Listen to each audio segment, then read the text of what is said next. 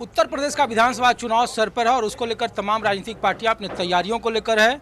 आज जो तस्वीर मैं दिखा रहा हूं आज़ाद समाजवादी पार्टी का समाज पार्टी का है और उनके सैकड़ों समर्थकों के साथ सहारनपुर जिला से लोगों ने पार्टी ज्वाइन किया है और उत्तर प्रदेश चुनाव की एक झांकी है चुनावी तैयारी का। पार्टी के हमारे साथ चंद्रशेखर जी जो राष्ट्रीय अध्यक्ष हैं। सर, पहला सवाल है कि उत्तर प्रदेश के चुनाव में क्या आप लोग कितने सीटों पर चुनाव लड़ रहे हैं, क्योंकि जब भी आप राजनीतिक मुलाकात करते हैं लोग सबसे पहला यही सवाल पूछता है कि आज़ाद समाजवादी पार्टी कितने चुनाव पर लड़ रही है, सीटों पर चुनाव। आज भी आप वही सवाल पूछ रहे हैं। देखिए, राजनीति करना सिर्फ इलेक्शन लड़ना नहीं होता है। जिस उद्देश्य के लिए आप आए उस जमात के हकों की सुरक्षा करना भी राजनीति है। उनके लिए 5 साल लड़ना भी राजनीति है। जब तानाशाही सरकार जुर्म जाति करे, अन्याय करे, कानून व्यवस्था ख़त्म कर दे, गरीबों पे शोषितों पे अत्याचार करे, तो उनकी हक की आवाज़ उठाना, आंदोलन करना भी राजनीति है। तो पूरे 5 साल हमने ये किया है। अब इलेक्शन का दौर आ रहा है और इलेक्शन में हमारा प्रयास रहेगा कि हमारे प्रत्याशी मजबूती से लड़ें और जीतें।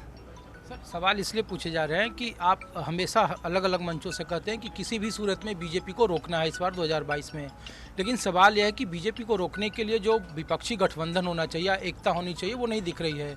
सभी पार्टियों का, चाहे बीएसपी का हो, सबसे ज़्यादा जोर उनका ब्राह्मणों पर अभी चल रहा है क्योंकि प्रबुद्ध सम्मेलनों का भी हिसाब किताब चल रहा है। समाजवादी पार्टी उसमें कोशिश कर रही है, बीजेपी खुद उसकी कोशिश कर रही है, आम आदमी पार्टी जो नए प्लेयर बन के आई है वो करेगी, चाणक्य सम्मेलन करेगी। तो आखिर बीजेपी को हराएंगे कैसे? क्या फॉर्मूला आपकी पार्टी के पास है और इसका काट क्या है? जनता हराती है और जनता जिताती है।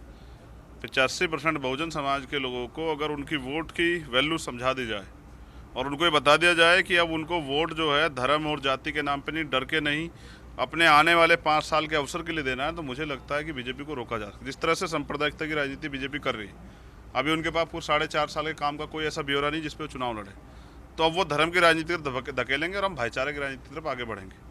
लोग अपने सम्मेलन करा रहे हैं, बेहतर बात है। मेरा प्रयास है कि हमारा गठबंधन जनता से हो और उन लोगों से हो जो वास्तविकता में, जिनकी आबादी इतनी है कि वो सरकार में बदलाव कर सकते हैं। तो हम जनता के बीच जा रहे हैं, जनता से समर्थन मांग रहे हैं और उम्मीद है कि जनता का समर्थन जो है, मेरा प्रयास ये था कि भारतीय जनता पार्टी को रोकने के लिए सब लोग एकजुट हो। लेकिन हाल फिलहाल में जिस तरह की चीज़ें जो है देखने को मिल रही है, आज़ाद समाज पार्टी अपने दम पे अपना विधायक जिता सकती है। तो हम प्रयास करेंगे कि अगर ये कोई बेहतर विकल्प बनेगा तो बहुत अच्छी बात है।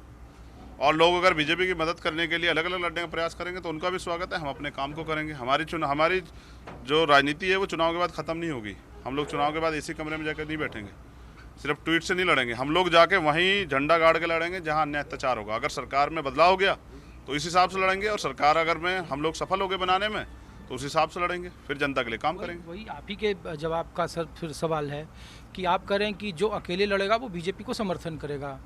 अभी तक ओवैसी साहब की पार्टी AIM उनका अभी तस्वीर साफ नहीं, आपसे मुलाकात कर रहे हैं तो चर्चाएं हैं। आप लोगों की अभी स्पष्ट नहीं तस्वीर है कि समाजवादी पार्टी के साथ जाएंगे या फिर ओम प्रकाश राजभर या अन्य जो छोटी छोटी पार्टियां जिनके साथ आप चुनाव लड़ेंगे।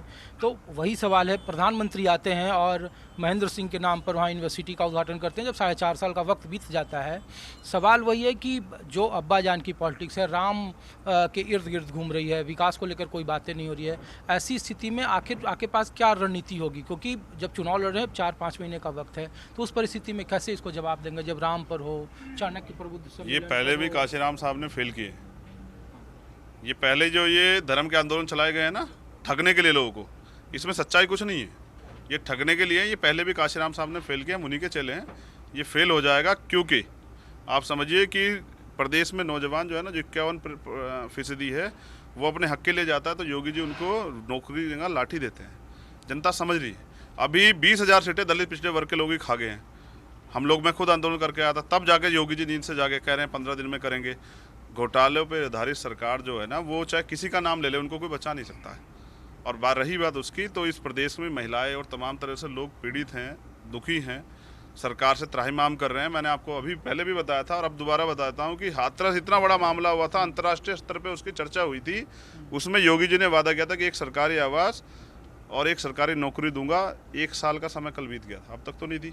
तो जो मुख्यमंत्री और सरकार झूठ पे टिकी हुई हो, उस सरकार को हिलाना कोई बड़ी बात नहीं। ये सरकार जाएगी, इसको कोई नहीं बचा सकता। आखिरी सवाल छोटा है सर कि पश्चिमी उत्तर प्रदेश पर आपका ज़्यादा फोकस है। आपने जेवर एयरपोर्ट का कहा कि किसी गुजर महापुरुष के नाम पर हो, क्या वोट बैंक या फिर अपनी आपकी पार्टी का पश्चिमी उत्तर प्रदेश में ज़्यादा फोकस होगा, ज़्यादा सीटों पर चुनाव लड़ेंगी इस तरीके जब मैं पूर्वी उत्तर प्रदेश में होऊंगा तो वहाँ की जो समस्याएं हैं, वहाँ की जो मांग है, उस पर आपसे बात रखूंगा।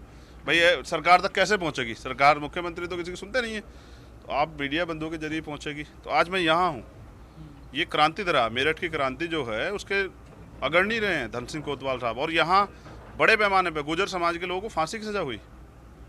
ये वेस्ट है। यहाँ रेशमी रुमाल तहरीक चली थी, एक पेड़ पे एक मौलवी, देश की आज़ादी में कितना बड़ा योगदान है सब लोगों का, आज उसको कैसे भुला सकते हैं? तो 73 लोगों ने देश की आज़ादी के लिए, यहाँ गुर्जर समाज के लोगों ने फांसी की सज़ा जो है उनको हुई, तो क्या मैं उनकी बात ना करूं?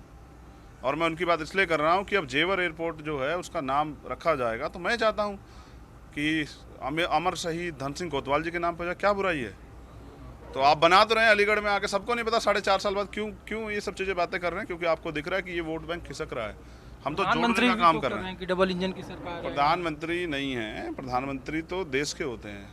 जो इस तरह की बातें करें बांटने की, वो प्रधानमंत्री नहीं हो सकते। उस पद पे हैं, उसकी पद की वजह से हम उनका सम्मान करते हैं, लेकिन वास्तविकता ये है कि वो सिर्फ भाजपा के प्रचारक हैं। और अब इलेक्शन में चुनाव आयोग को डरा के धमका के वो ये कहेंगे कि इतने ही चरणों में होना चाहिए जितने में मैं सभा कर पाऊँ, और सभा के बाद वो सभा में जो पैसा खर्च होता है वो सरकारी होता है। तो जनता के पैसे से ही सत्ता में आने वाले लोगों को जनता इस बार सबक सिखाएगी। धन्यवाद। चलिए, तो ये आज़ाद साहब हैं और उनकी आज़ाद समाज पार्टी है, और उत्तर प्रदेश के चुनाव में पूरी मजबूती से लड़ेंगे। लक्ष्य सिर्फ और सिर्फ भारतीय जनता पार्टी की सरकार को किसी भी सूरत में दोबारा आने से रोकना होगा। कैमरामैन विजय के साथ ऋषिकेश कुमार, न्यूज़ 24। नमस्कार, मैं हूं मानक गुप्ता। अगर आपको हमारा ये वीडियो पसंद आया हो तो इसे लाइक और शेयर जरूर करें, और हाँ, हमें सब्सक्राइब और फॉलो करना ना भूलें, ताकि आप देश और दुनिया की कोई खबर मिस ना करें। तो जुड़े रहिए हमारे साथ और देखते रहिए न्यूज़ 24।